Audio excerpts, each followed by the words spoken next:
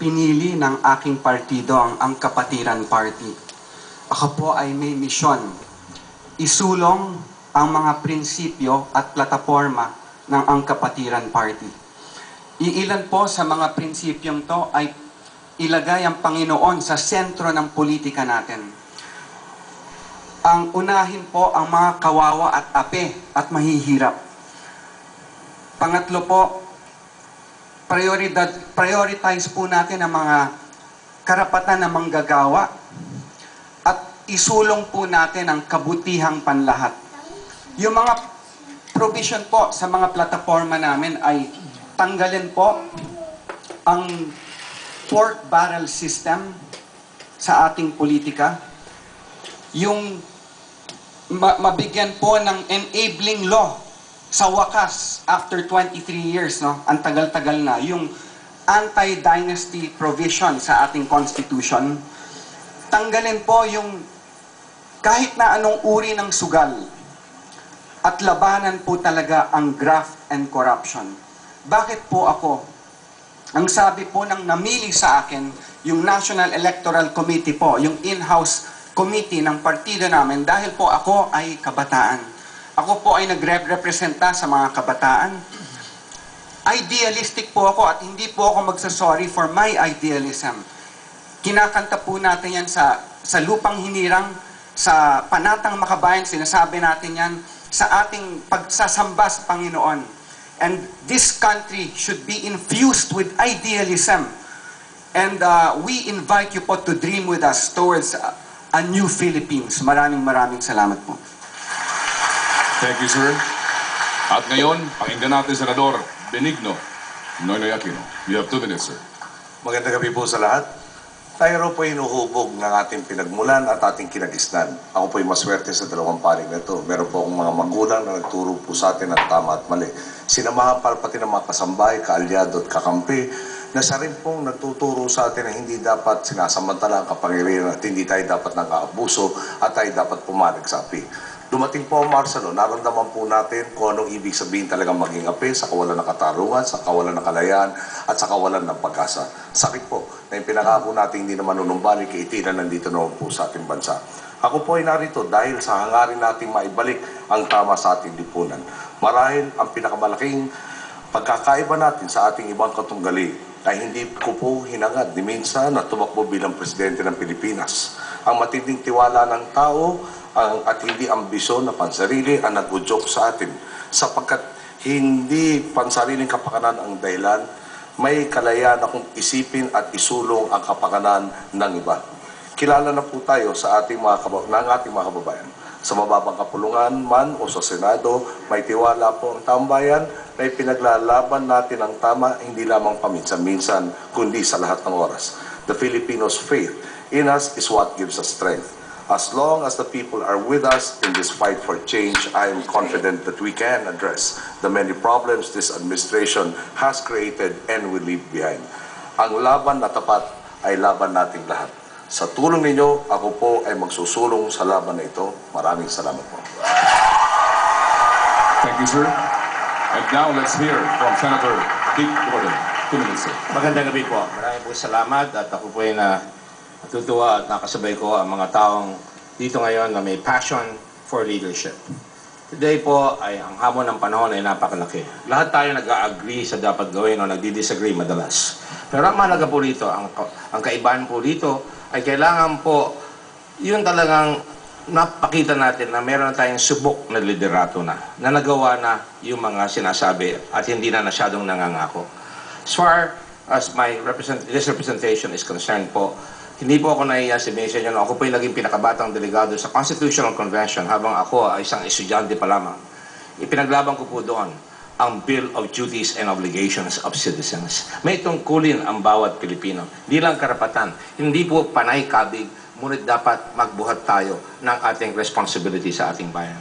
Ako po ay pagkatapos na naging mayor ng Olongapo, pagkatapos ko maging abogado. Ako po yung naging mayor ng Olongapo. Binago po ang kalooban at kamalayan ng mga mamamayan para isipin muna ang kabutihan pangkalahatan. At yan po ang kulang sa ating bayan. Kulang sa focus. At kaya po ang nangyari, nagkaroon ng disiplina. Ultimo, mga driver ng jeep, lahat po, ang hospital ay umayos, ang eskwela ay umayos, at dumami ang nakakapag-aral sa mas mataas malaki na panaginip nila. Naging tourism secretary po ako at naging chairman muna po ako ng Subic. Tinamaan po kami ng Pinatubo, inuga kami ng Bagyo, Lindol. Pero pagdating po dyan, nakaraos kami dyan. Humango kami sa Subic at ngayon po ang Subic sa volunteerismo.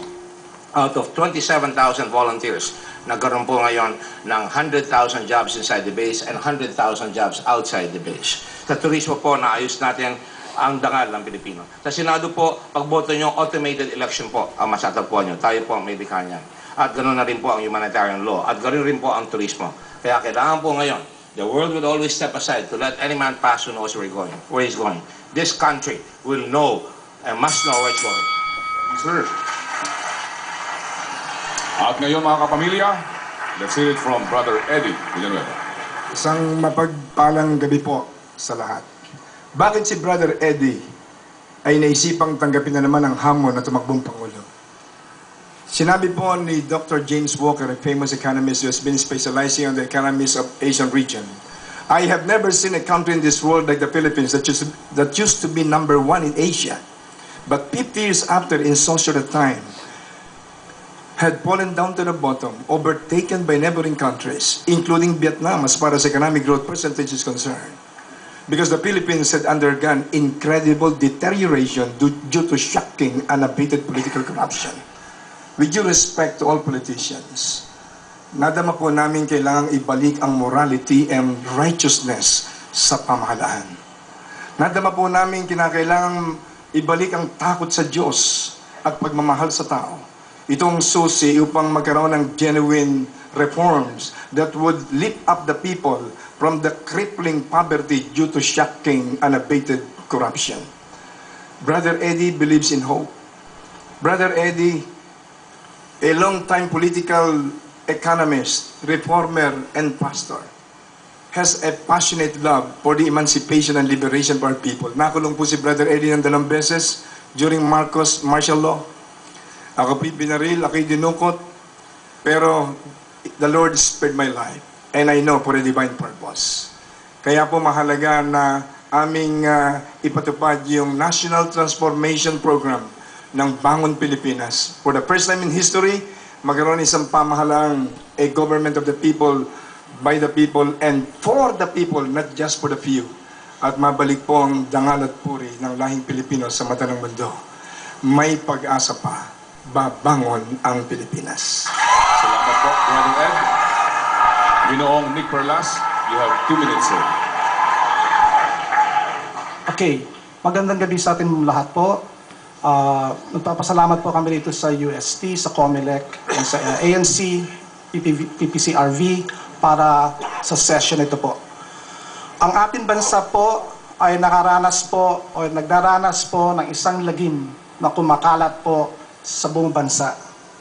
Itong lagim po nito ay may iba't ibang klaseng mga muka. Ang Maguindanao Massacre po ay isang muka nitong lagim na kumalat po. Ngunit po itong visible manifestation ng ating cancer, ng ating lipunan, ng ating bansa, ay nangyayari rin po sa ibang antas ng ating buhay. Ito po yung drugs, ang daming namamatay po sa drugs, ang daming namamatay po sa kahirapan, at mga ibang mga problema ang hinaharap po natin.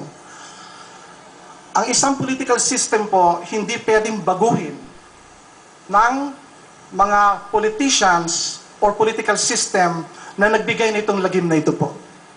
Kailangan po natin ay bagong pamaraan, bagong vision, bagong pangarap po para sa ating bansa.